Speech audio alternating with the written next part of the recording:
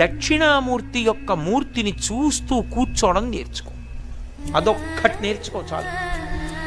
ఏమక్కర్లేదు ఇంకా. దక్షిణామూర్తిని పెట్టుకుని రోజు కాసేపు ఆయన్ని చూస్తే చాలు. మీకు నేను ఇంకా విచిత్రమైన విషయం చెప్పనా? సంటి పిల్లలు కొంచెం కొంచెం పెరిగి పెద్దవాళ్ళు అవుతున్నప్పుడు ఇంట్లో అందమైన దక్షిణామూర్తి విగ్రహం ఉండి, విగ్రహం అంటే ఫోటో కనీసం ఉండి, పిల్లలు కాసేపు దాని వంక చూడడం అలవాటైతే మీరు చూడండి, నేను యథార్థం చెప్తున్న, పెద్దలు నిర్ణయం చేసింది, వాళ్ళు కళ్ళు తిప్పి ఆడుకుంటూ ఆడుకుంటూ పాకడం కూర్చోవడం వచ్చినప్పుడు చూసినప్పుడు వాళ్ళు నిశ్చలంగా కాసేపు ఇలా దక్షిణామూర్తి వంకే చూస్తారు.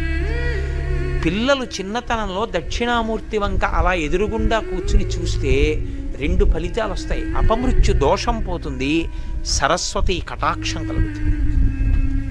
అందుకే అసలు ఇంట దక్షిణామూర్తి ఫోటో లేని ఇల్లు ఉండరాదు. అంత